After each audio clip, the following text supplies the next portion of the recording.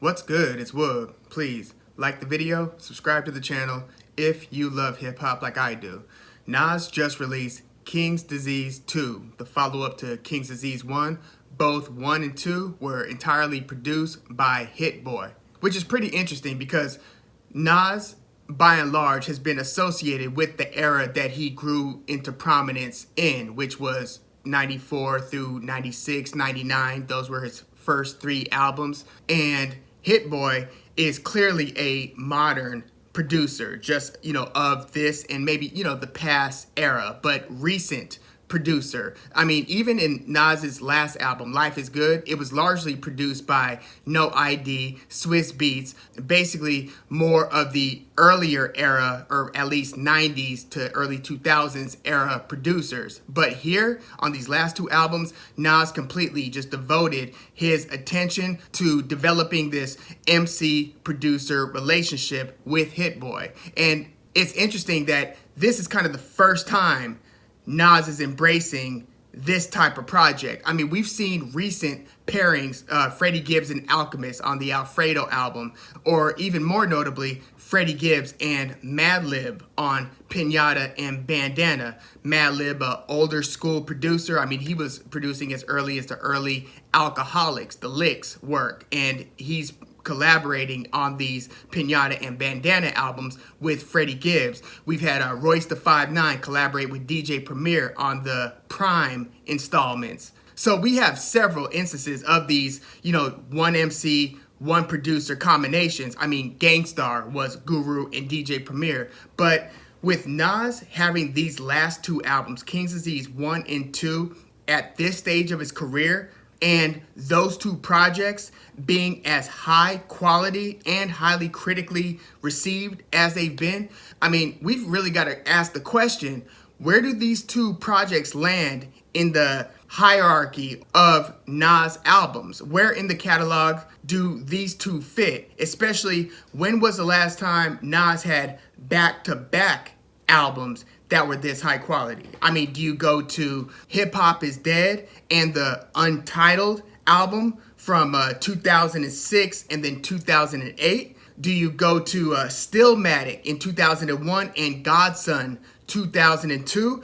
Don't tell me that this is that King's Disease 1 and 2 are his best, and the best one after the next albums that he's had, because then you would just lose all credibility. You can't, in good faith, say that these 2 albums were better than the combo that is 94's Illmatic and 96's It Was Written. Even if you personally like some of the tracks on King's Disease 1 and 2 more, just from a historical standpoint, from a commercial/critical success standpoint, it's incomparable. Illmatic, first of all, stands alone, and then It Was Written, a lot of people actually liked more than Illmatic because the difference in beats overall across hip-hop in 94 compared to 96, it was a lot different. I mean, there are a lot of people who like that dirtier, kind of grittier, early to mid-90s production sound, like Black Moon's and, Duck Down, Smith & Wesson's producer, DJ Evil D. Think early Havoc of Mobb Deep. Think, the Large Professor beats on Nas's Illmatic. It was just a grittier sound, whereas you had more of that LES, Lower East Side. He's one of the producers who actually produced on Illmatic, track 3, Life's a Bitch. But he had more of a glitzy sound that was going to be more a sign of the type of beat that was to come in the mid to late 90s, getting into what we called at the time the jiggy era. A lot of people who were the hip hop purists weren't feeling that style of production. I mean, just think Puff Daddy and the Family's No Way Out, where you started having danceable samples from the 80s, fueling tracks for everybody from Mace to a few years later, people like Fabulous. The sound wasn't as gritty as it was in the early to mid 90s. So you could listen to Illmatic and then It Was Written and tell the difference that's going on in the hip-hop culture beat-wise. But back to King's Disease 1 and 2. These both had pretty good commercial success. They landed at number 5, or peaked at number 5 and number 3 on the Billboard 200. Now, Nas has had his share of number ones. You know, Illmatic wasn't number 1 because barely, you know, the mainstream music culture didn't know who Nas was at the time that he dropped Illmatic in 94. Only the true hip-hop heads knew about Nas at the time, but like It Was Written and I Am, that's 96 and 99, both of those went number 1. Stillmatic surprisingly didn't go number 1, although Stillmatic was kind of seen as the resurrection of Nas's career, because a lot of people, I mean, he caught a lot of flack for having that Genuine single, You Owe Me, from Nostradamus in 99. So Nostradamus, which came in the same year as I Am had the lead single, Nas Is Like, and then one of his biggest singles featuring Puff Daddy, Hate Me Now. I didn't love the song, but I get it. That was kind of like, you know, when Nas refers to like leather pants and pyrotechnics, he's talking about the types of tours that he was taking on the strength of singles like Hate Me Now from I Am.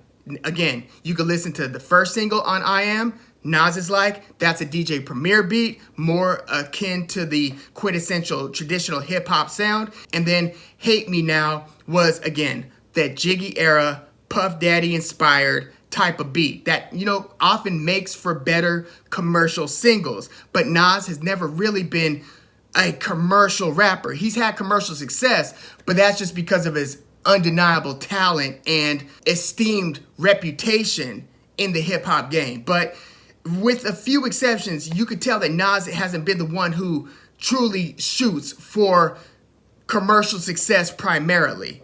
You know, he's had, you know, off-kilter, non-commercial sounding commercial hits like I Know I Can Be What I Want to Be, that kind of a reality check and message to the youth. Remember that song from Godson? That was a pretty fairly successful single, but it was different than everything else you were hearing on the radio, which was cool about some of Nas' singles. Now, If I Ruled the World, featuring Lauryn Hill in 96, Lauryn Hill pops back up on King's Disease 2 with a really nice verse, kind of paints a lot of perspective.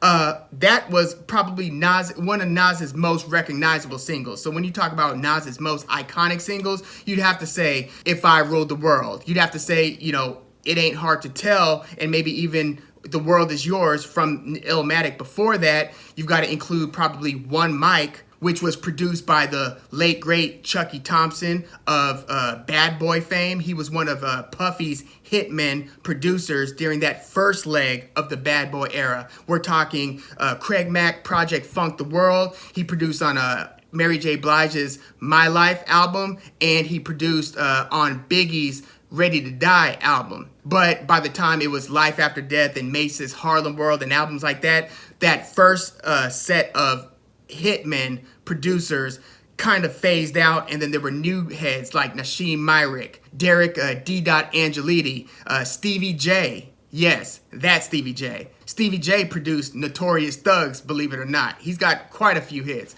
But King's Disease 1 and 2 is just showing a type of a rapper-producer relationship that has been so fleeting throughout Nas's career, because as much as we've loved Nas throughout the years, the one critique of Nas has kind of been that he doesn't have great beat selection. So people who are critical of either I Am, Nostradamus, Godson, Street's Disciple, they were basically saying, yeah, we love Nas's verses. And by the way, Nas doesn't have the most commercially viable, punchline heavy verses to begin with. He's more poetic, where it's not super linear the way that he writes. It's like a phrase, then a longer phrase, then a shorter phrase, but it's not like hitting at the end of every measure.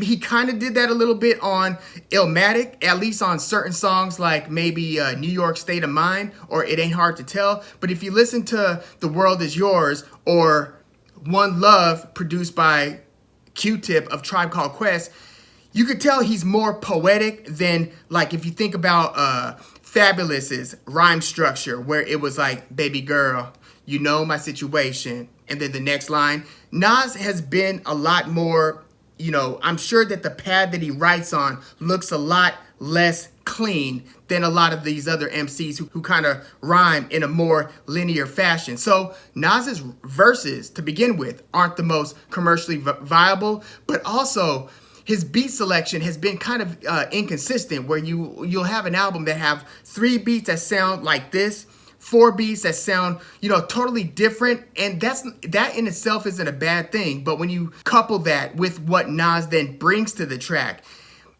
the verse and beat, they weren't always greater than the sum of their parts. They didn't fit like hand in glove. By the way, I haven't yet mentioned Nas's Lost Tapes, the first volume that came out. I believe it was between Stillmatic and Godson. Very good installment. Lost Tapes. It was better than some of the Nas albums, quite frankly. The Do-Rags is back. That's track 1. But the beats, it's always kind of been a hit and miss thing with Nas. And I think that maybe for the first time, he has coupled himself with a producer who knows what Nas wants and needs foundationally as a canvas to paint on with his verses. But the consistency, track over track over track. And yes, there are a couple trap beats, believe it or not, on King's Disease 1 and 2 that Nas flexes on. There are some traditional sounding beats. There are some, dare I say, single worthy sounding beats. And then there are those heavily jazz or soul sampled, think early 2000s, just kind of plush type of production that lends itself to the more love oriented type of tracks. And so you find all of this on King's Disease 1 and 2, but it just works. And I think that for the first time in Nas's career, and he's worked with them all, he's worked with DJ Premier, and they've made magic, and he's worked with No ID, and he's worked with Jay Electronica, produced the first track, I believe, on the Untitled album, Queens Get the Money. Nas has worked with Trackmasters, one of the most prominent production couples and just producers of that late 90s to early 2000s Jiggy era. Trackmasters produced most of 50 Cent's first album, unreleased album, Power of the Dollar. Trackmasters were really hitting. Most of the hits that you were hearing around that time might have been produced by the Trackmasters. So Nas has worked with them. He's worked with all of them, but I don't know if there has been a coupling that's been as consistent as Nas plus HitBoy for King's Disease 1 and 2.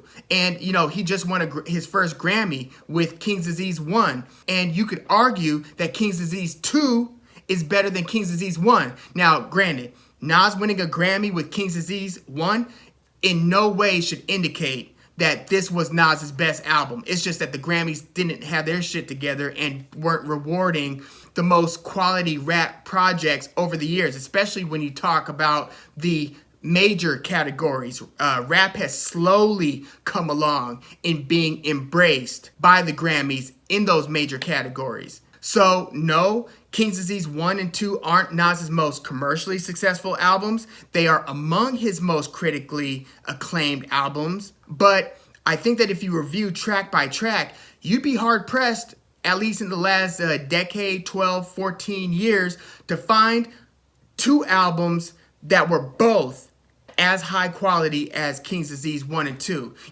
Nas tried to work with Kanye for an entire project. This was the same year that Kanye produced his own Ye album, 7 songs long. His the Pusha T Daytona album, 7 songs long. He produced a Tiana Taylor album that year. Kanye was going nuts that summer. And Nas, the album was Nasir, was entirely produced by Kanye West. Only 7 songs. And, with the exception of that Slick Rick children's story based song, Cop Shot the Kid, that Kanye Nas coupling, it just didn't amount to what many were hoping that it would. A lot of people, of course, when you hear Kanye, Nas, sure, sign me up. But the results don't always match the expectation. And in this case, with Nas and HitBoy, so far, he's batting 1,000, 2 for 2. Both of these albums are phenomenal. I've heard both now several times, and I'm still kind of on the fence on which I prefer between the two. But yeah, we'll discuss this a lot more as these narratives unfold and, awards get handed out, and, hopefully we get another Nas album soon, because, I mean, he is sounding as fresh with the pen as I've heard him since maybe, Hip Hop is Dead and Untitled, which was supposed to be the N-word, but controversially, he changed the name from what it was intended to be to an Untitled album. But you might even have to look, prior to that, you might have to go all the way back to like, Stillmatic, God's Son, to find, this type of focus in, that would maybe be a little bit unfair, because even Life is Good, you could tell that Nas was getting down with the pen, but man, I mean, he is sounding very, very sharp. His delivery is just clean as ever. His rhyme schemes are very nuanced, and he's meshing a lot of old with the present and future in the way that he's structuring and delivering his rhymes. He's telling stories. He's kind of pulling rank on younger generations. He's really just kind of giving a lot of perspective. King's Disease 1 had a lot more love songs. King's Disease 2 had a lot more, hey, you ain't effing with me type of songs. Like, he basically was in his bag on King's Disease 2. I think King's Disease 1, not to say that he was shaking the rust off or anything, because again, I said that he was totally focused, verse over verse over verse for King's Disease 1, but King's Disease 2 might have been an even more concentrated and consistent effort. But yeah, let me know what you think about King's Disease 1 and 2. Where do they fit in the pantheon of Nas's great albums? Again, don't come to me saying that this was better than Illmatic and It Was Written 94 and 96, because if it wasn't for those two albums, the same interest wouldn't have been paid to the several albums that followed that. Basically, Illmatic and Illmatic especially was so good that it bought him another 10 years of, hey, maybe Nas could, like, it's almost like how Snoop Dogg's Doggy Style was so good that a lot of people forgave him for, if they felt that Dogfather or The Game Is to Be Sold, Not to Be Told were falling short. Doggy Style was so good that it was like, yeah, we love you anyway, Snoop. And to this day, we still love Snoop, right? Same applies to Nas. I mean, I feel like his credibility and his position in the game is almost beyond reproach, to where the next two albums after King's Disease 1 and 2 could both be duds, and he'd still be one of the most beloved MCs in rap history. But yeah, let me know what you think about both those albums, where they fit, and did Nas kind of find his muse in HitBoy? Yeah, let me know your thoughts in the comments. Please like the video, subscribe to the channel if you love hip-hop like I do. I'm Woog. Thanks for tuning in. By the way, EPMD was featured on Nas's King's Disease 2, EPMD and Eminem. Not one of my favorite tracks on the album, but just an interesting collection of features there. But yeah, thanks for tuning in.